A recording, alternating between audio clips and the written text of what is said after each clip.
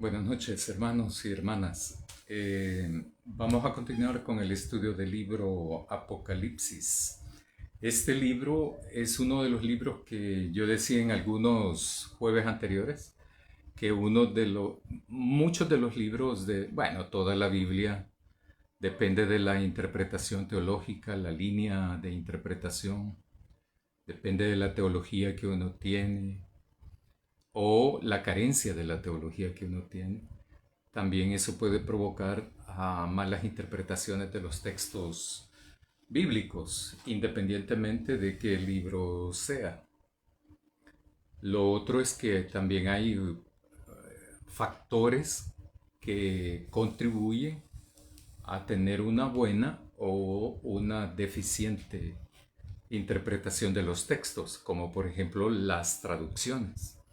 Hay traducciones que están basadas en documentos que hace por lo menos hace 100 años fueron documentos lo más novedoso, ¿verdad?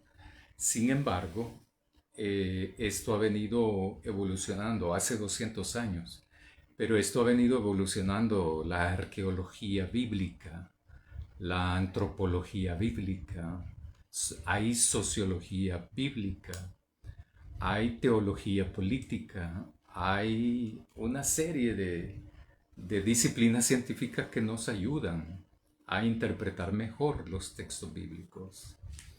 Quiero invitarles a que tengamos una oración para iniciar nuestro estudio o devocional de este día. Oremos. Querido Dios, queremos agradecerte siempre tu presencia, tu ayuda, tu confort, tu ánimo. Queremos agradecerte porque tu presencia nos anima, nos llena de esperanza y también te queremos agradecer porque con tu presencia también nos permite tener las herramientas necesarias para poderte comprender. Por eso te pedimos de tu sabiduría para reflexionar en tu palabra y también para analizar tu palabra y ponerla en práctica en nuestra vida. Gracias, Señor, en el nombre de Jesús. Amén. Yo estaba diciendo eso de que dependiendo de las traducciones, ¿verdad? Dependiendo de las traducciones también hay traducciones que se quedaron en el tiempo hace 200 años o más.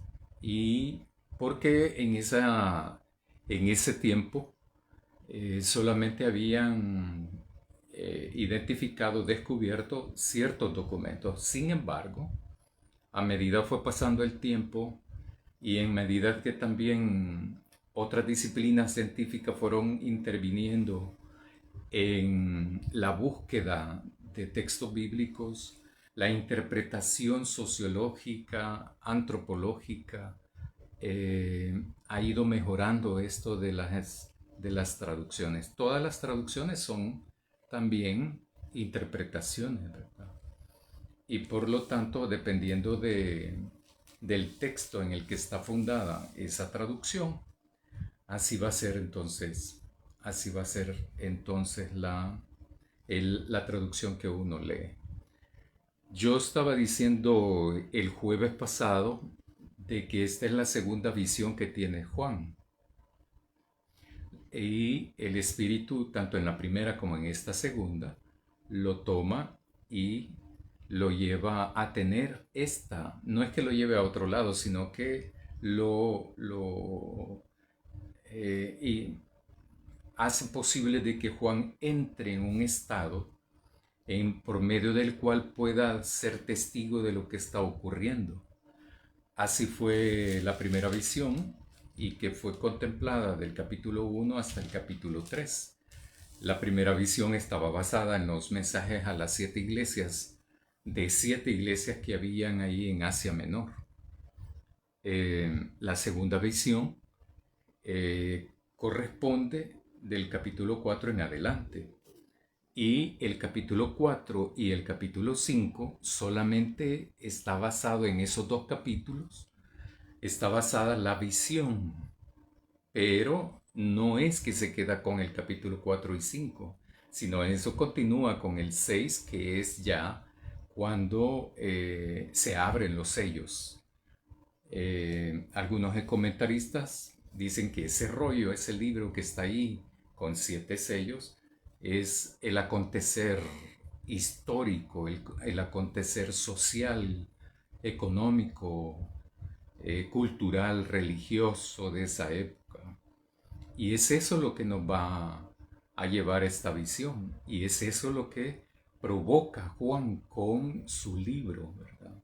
Yo decía también el jueves pasado de que este libro, Apocalipsis, correspondió a los hermanos y las hermanas, no solamente de las 7 iglesias que se mencionan ahí, del capítulo 2, 3 y parte del capítulo 2 y 3, sino que también esto fue leído en todas las iglesias. Y también este libro Apocalipsis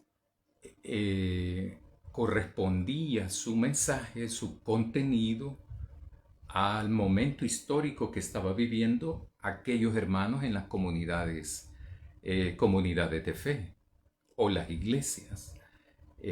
Tenía algo de presente este libro para esa generación y recuerdan que yo les dije que lo más probable, según los comentaristas, que este libro fue escrito entre el año 95, 97, 98. Entonces, para esa gente era pertinente, era este mensaje. En este sentido, era presente, pero también tenía muchos aspectos de futuro para aquella generación. Lo interesante de todo esto es que cada generación de cristianos y cristianas que ha leído, estudiado, reflexionado en este libro, corresponde a su tiempo presente y a su tiempo futuro también. Y lo mismo nos toca ahora. Este libro tiene un mensaje para nuestro presente, pero también para nuestro futuro. Y así sucesivamente para las nuevas generaciones que vengan. Ahora bien, entonces Juan es tomado por el Espíritu y eso lo plantea en el capítulo 4, versículo 2, cuando dice, en este momento se apoderó de mí el Espíritu. Porque lo vuelve a llamar esa voz con características determinadas, le vuelve a llamar a Juan y dice Juan que es una voz como de trompeta, ¿verdad? Entonces, no es que sea una trompeta. Yo recuerdo que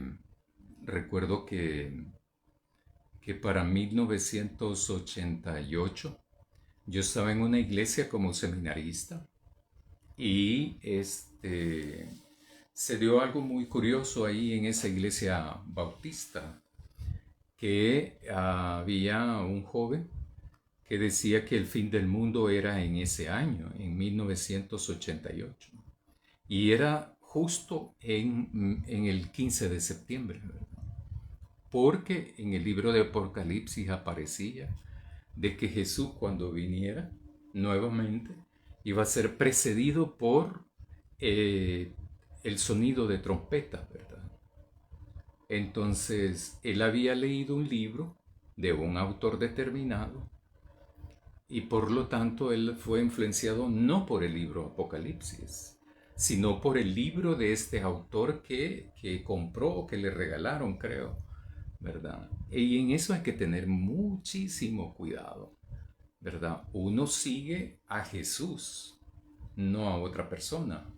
Uno tiene fe en Jesús, en Dios, no en otra persona, sino que tiene fe en Dios, fe en Jesús. Y ahí es donde uno fácilmente se puede perder. Entonces, no ocurrió en 1988 la venida de Jesús, ni el fin del mundo, ni etcétera, etcétera, ¿verdad? Yo les mencioné también de que con este libro también se habla mucho, se especula de que en este libro aparece el anticristo. No aparece en ningún lado, ni siquiera una vez mencionado. No existe eso, ¿verdad? Y en el libro Apocalipsis, y entonces hay autores que escriben libros, ¿verdad? Sobre esto, de las profecías de Dios, ¿verdad? Que son la antesala del fin del mundo. Eso nadie lo va a saber. Así que no hay que gastar dinero en ese tipo de literatura, ¿verdad?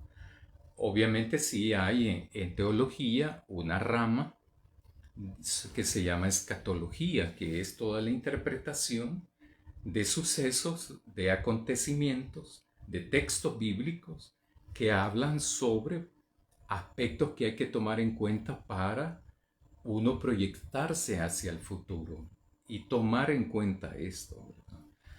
Eh, entonces, no hay que invertir dinero en ese tipo de cosas porque nadie va a saber cuándo, nadie va a saber. Entonces, eh, van a perder el dinero y esto solamente Dios lo sabe y uno no tiene que estar, de todas maneras, el querer saber cuándo Cristo venga nuevamente, o el querer saber cuándo se va a destruir el mundo, ¿verdad? Porque esa es otra cosa, ¿verdad? Que también que hay que interpretar.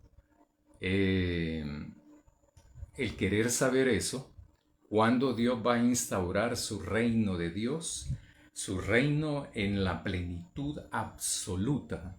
¿Cuándo va a ser eso? Solo Dios lo sabe. Entonces uno no tiene que perderse en eso. Lo único que tiene que estar interesado uno es en conocer a Dios, a Jesús, y responderle como Él espera que su pueblo responda. Entonces, eso sí lo tenemos que hacer. Pero la mayoría de las iglesias, las congregaciones de hermanos y hermanas, no están muy interesados en eso. Están más interesados en querer saber cuándo Jesús vuelve. Y no hay una fundamentación bíblica para eso, para estar interesado en eso. Lo que uno debe de estar interesado es en conocer a Dios, conocer a Jesús, hacer su voluntad, seguirle fielmente. Eso sí, y hay varios textos que determinan esto, y este libro es uno de ellos. Todo el libro habla de Jesús, pero también de lo que las iglesias deben de hacer. Entonces, este libro de Apocalipsis versa sobre eso, cómo este pueblo de Dios en las iglesias, en las comunidades de fe, mantienen testimonio fiel y verdadero. Yo sé, hay muchas que no, pero hay muchas que sí. El libro trata de fortalecer a las que fielmente dan testimonio de Jesús y llama a las que no están dando fiel testimonio para que lo hagan. Claro, cada quien responde, ¿verdad? Cada iglesia responde. Hay una dimensión individual de la salvación, sí, obviamente que sí. Pero hay una dimensión colectiva, comunitaria también de salvación. Obviamente que sí también. No nos salvamos solos, porque no es competencia la cosa. La idea es que nos salvamos juntos en el camino, porque nos colaboramos, nos ayudamos, nos solidarizamos con los hermanos, con las hermanas, para caminar juntos en el camino este de la vida que nos toca, y que damos fiel testimonio de que en quién creemos, en quién tenemos esperanza y a quién amamos, que son tres aspectos fundamentales para cualquier persona que quiera ser pueblo de Dios. El punto es que todo pueblo de Dios se salva. ¿Por qué? Porque solamente el pueblo de Dios hace la voluntad de Dios. Le conoce, tiene fe en Él, esperanza en Él y amor a Él. Este es todo esto, este libro de Apocalipsis da el reflejo, identifica, nos plantea la lucha que es eso. Porque esto de mantener la fe, la esperanza y amar a este Dios en un contexto como lo que les tocó vivir a estas comunidades cristianas, a estas iglesias, a estas comunidades de fe, es sumamente difícil. Pero lo lograron. Lo lograron. Entonces, hay un reconocimiento que uno debería hacer a estos hermanos y hermanas. Les costó, por supuesto que cuesta.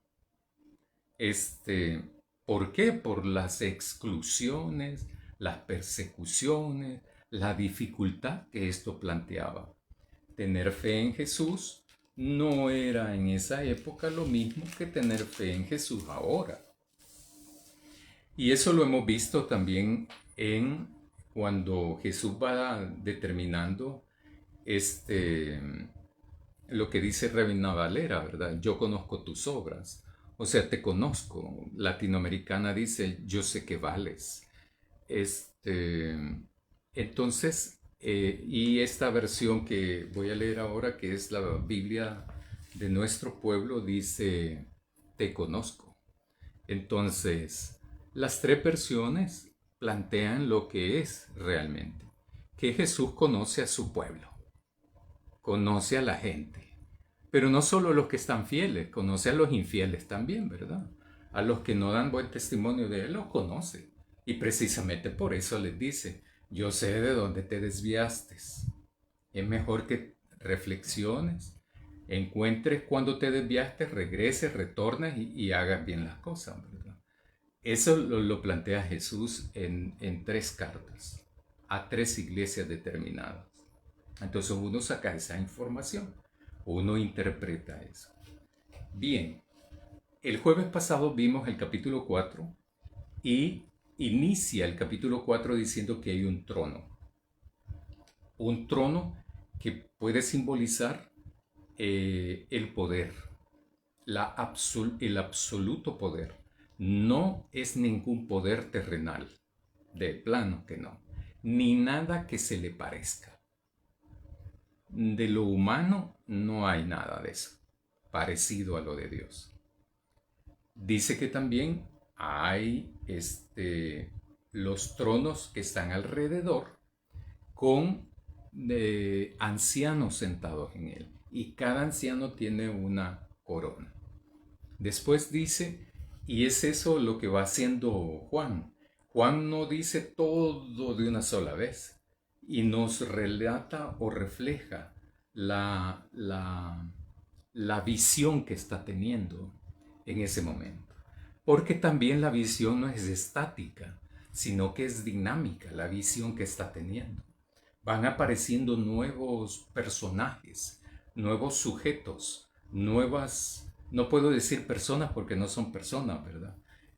Por ejemplo, estos cuatro seres vivientes, primero nos plantea de que está un trono, que es un trono central, no es principal, sino central, y que alrededor de este trono hay otros tronos, no que dice tronitos ni nada de eso, son tronos que están alrededor, y en ellos sentados también ancianos. Aparece esto de que el que está sentado ahí no nos plantea rápido quién es, porque ni él sabe quién es, sino que Juan va describiendo en varios momentos. Suena muy alegórico, pero es así el género literario apocalíptica, ¿verdad? Que no nos plantea las cosas así nomás. ¿Por qué? Porque ese es un estilo de escribir. Es un estilo de escribir que no infunde miedo cuando uno lo estudia, pues, ¿verdad? No infunde temor. Lo que sí hace es desviar la atención. Desviar la atención a las personas que no lo estudian. Entonces, Y por eso entonces no lo entienden. Y por eso entonces sacan conclusiones que realmente no aparecen ahí.